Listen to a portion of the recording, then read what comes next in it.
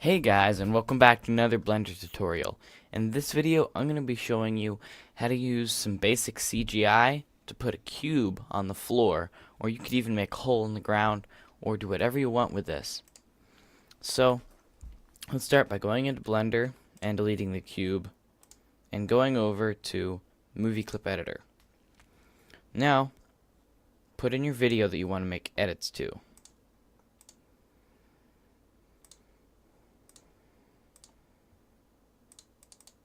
So, now that I have this, change your end frame to what you want. And if I play this, you can see this is the footage that I took. So basically what I did was I took quarters and glued paper on top of the quarters and then put them on the floor in the shape of what the object is going to be. And then the camera is able to use the contrast between the floor and the quarters to track them. So you can see I just do a little bit of a walk around of this. It's not a very long video. Let's go to frame 1 and zoom in on our tracking points that we're going to track and hold down Control and left click. And that'll open up your tracker point here. Now, this is a little small, and how you can move these around is just normal controls. G is move it around, S is scale. Everything's the same as in the 3D editor. So let's delete this and change the pattern size up a little bit. Now let's try it. Still a little small. Bump it up a little more. And that's good. Let's put this right there and then just control click on all of these.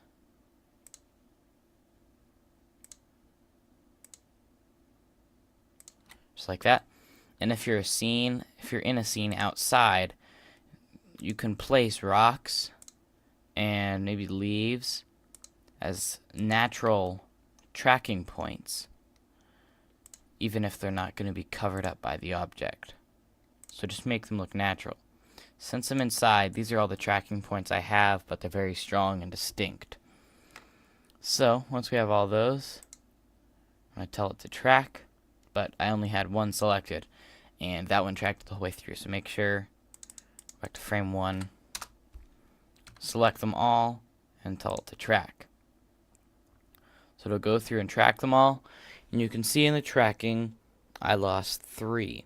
And that's expected. You're always going to lose tracking points, so don't worry about it. You still have plenty of tracking points to go off of.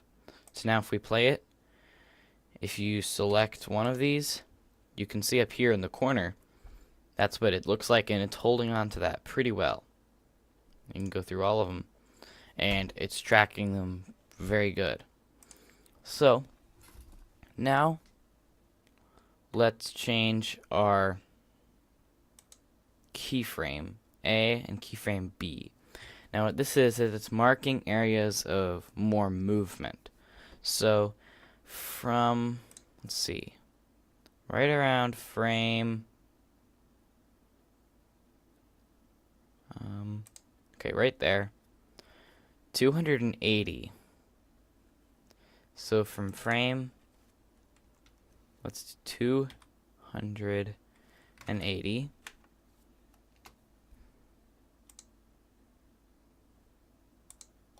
Let's actually change that. Just bump it up a little bit to 300 to 390. So now you have your keyframe A and B set. And over here, let's change some of this stuff. Let's go back to frame 1. So under here in camera, here's your sensor width. And now you can find your sensor width is if you go online, you can find your sensor width if you just look it up. And then here, on the top of your camera lens, on the very tip, it should say how many millimeters. And ours is a 58 millimeter. It's a Canon T2. And you can also look in your camera presets to see if they have the camera, and that'll already fill everything in, but they don't for us. So now fill in the width.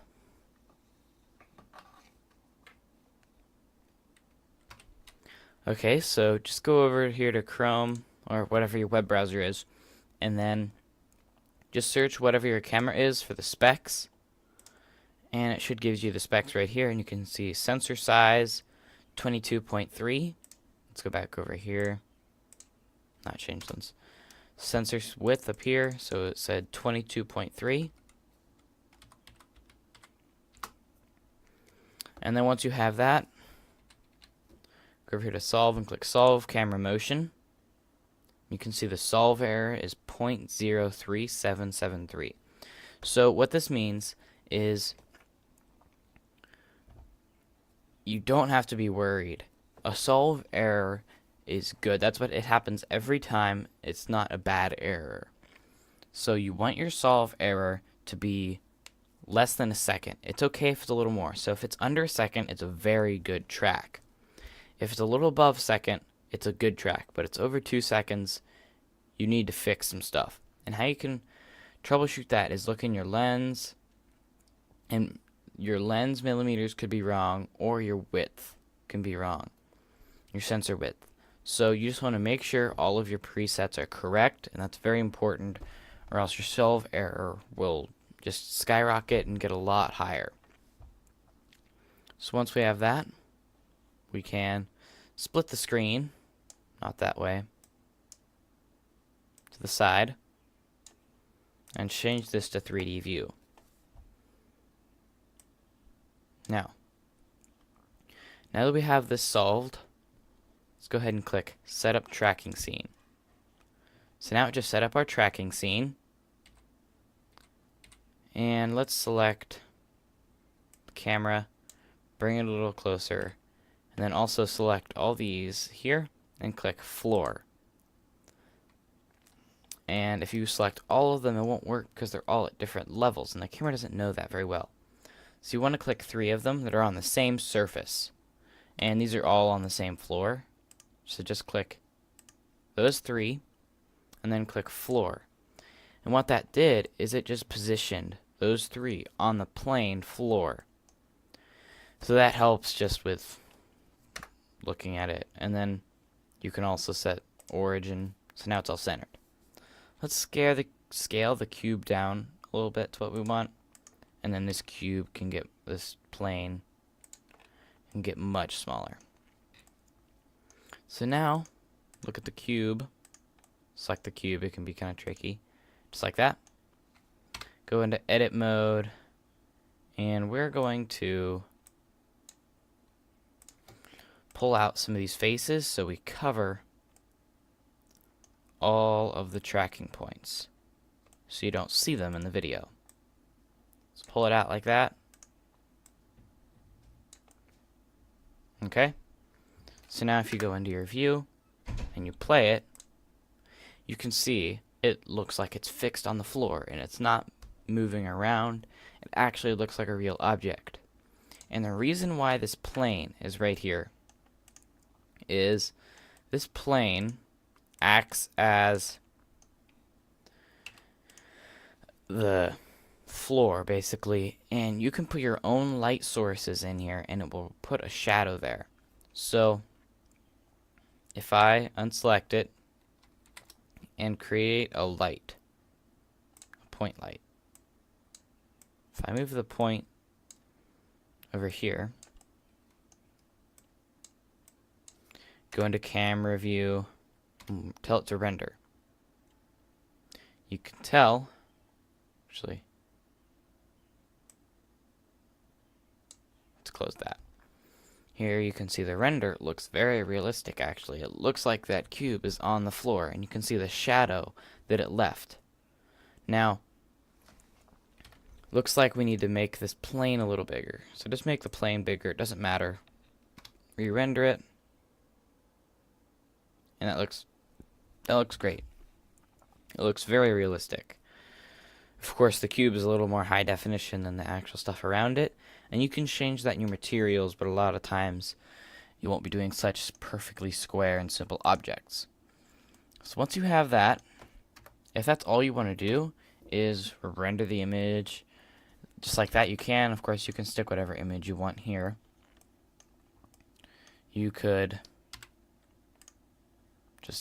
like pull this up or rotate this and rotate that, you know, crazy stuff like that, and render it. And it looks like it's on the floor. Just try to make sure that your tracking points are covered up. And there's an example. If you leave your tracking points uncovered, they'll look like that, and they'll be exposed. So make sure you cover up the tracking points whatever you do. So now that we have that, that looks great. So if you want to just stop here, you can see that looks great. But if you want to render the video, if we split the screen again, change this to our movie clip editor, you can see that's right there. And then if we go over here and go in the movie editor, you can see it playing. So now what we have to do is render the video, which is pretty simple. Again, we don't need this. So what we're going to do is over here in the render settings, in this drop down, we're going to change these settings to what we want. So this will be ping. We'll change this to ping and then save this right in here. And then we're going to create a new folder. And we'll call this frames. There's actually a second folder in there that shouldn't be there. Let's put these in a new folder. Okay, so then accept, and it's going to render each frame in there. You can change your resolution. We don't need that high quality right now. So once you have all that done, everything's set where you want it to go, ping, go ahead and click animation, and it should do this pretty quickly depending on what type of graphics you have in your computer. It's not that important. So just let this sit for a while and let it do its job. And down here you can see the bar rendering each frame. So I'll come back in a second whenever it's done. Okay guys, so the rendering just finished, and let's go ahead and finish it up. So what we're going to do is go over here and select FFmpeg video, and just go one folder back. Just do this again. Right there. And then create a new folder called movie and put it in that folder. Now that we have that, that's just about it. You just have to change it to FFmpeg video, and then you can change your resolution and then go here to animation and render that animation, and this one will go very quickly. And let's cancel that real quick because it should be going faster than that, I think. And you also, if you have a graphics card, you could render this in cycles, but it's actually just a little simpler right now for me to keep it in Blender render. So that's what I'm doing. So go ahead and render the animation, and this should go pretty quickly. And we already did this, so now just go ahead. Now you have all those frames done. You actually don't need to render that animation now that you have FFmpeg video. So now we're going to switch this viewport to movie clip editor, or actually you can change it up here and it's a little easier to video editing. Zoom in a little bit here. And start on frame 1. Click add image, and then find where you put it.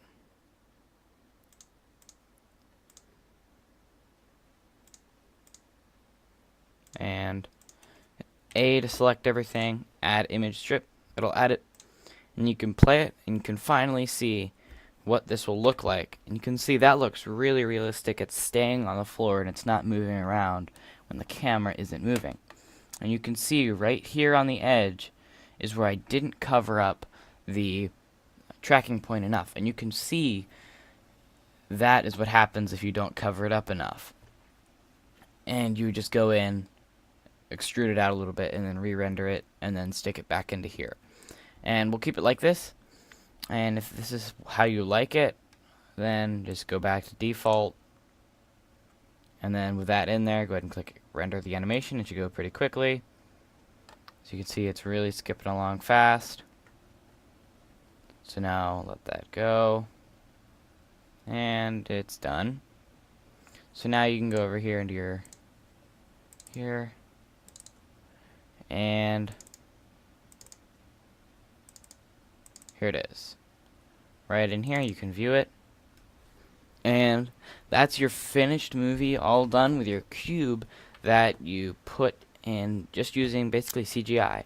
So this is what they would use in movies a lot of times if they're making a big, huge, giant robot or Godzilla marching through the city, knocking down buildings. They would do this. Basically the same thing, except adding animation and a lot more complicated objects. So I hope this video was useful. If it was, don't forget to like and subscribe, and I'll see you next time. Talk to you then.